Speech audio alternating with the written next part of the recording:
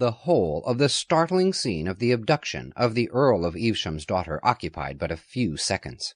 Cuthbert was so astounded at the sudden calamity that he remained rooted to the ground at the spot where, fortunately for himself, unnoticed by the assailants, he had stood when they first burst from their concealment.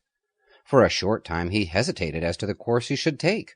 The men-at-arms who remained in the castle were scarce strong enough to rescue the child, whose captors would no doubt be reinforced by a far stronger party lurking near.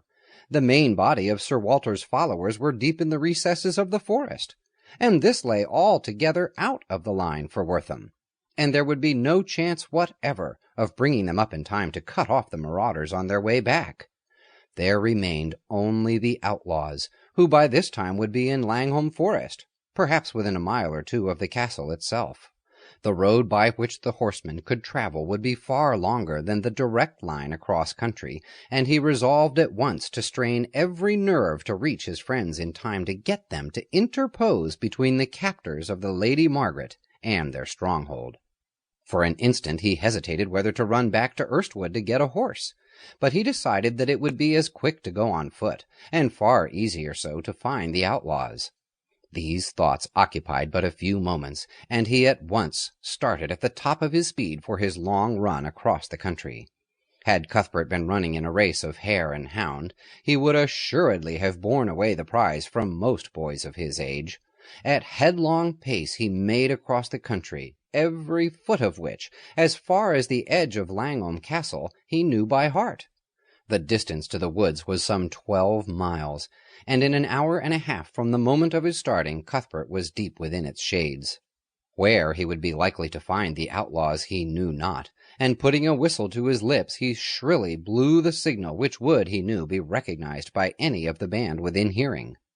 He thought that he heard an answer, but was not certain, and again dashed forward almost as speedily as if he had but just started.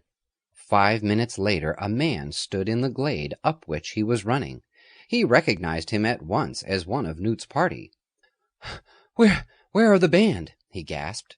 "Half a mile or so to the right," replied the man.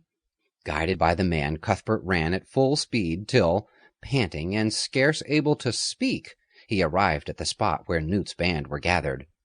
In a few words he told them what had happened, and although they had just been chased by the father of the captured child, there was not a moment of hesitation in promising their aid to rescue her from a man whom they regarded as a far more bitter enemy, both of themselves and their race. "I fear we shall be too late to cut them off," Newt said. "They have so long a start. But at least we will waste no time in gossiping." Winding a horn to call together some of the members of the band who had scattered, and leaving one at the meeting-place to give instructions to the rest, Newt, followed by those assembled there, went off at a swinging trot through the glades towards Wortham Castle. After a rapid calculation of distances, and allowing for the fact that the Baron's men, knowing that Sir Walter's retainers and friends were all deep in the forest, and even if they heard of the outrage could not be on their traces for hours, would take matters quietly, Newt concluded that they had arrived in time. Turning off, they made their way along the edge of the wood to the point where the road from Evesham ran through the forest. Scarcely had the party reached this point when they heard a faint clatter of steel. "Here they come!" exclaimed Cuthbert. Newt gave rapid directions, and the band took up their posts behind the trees on either side of the path.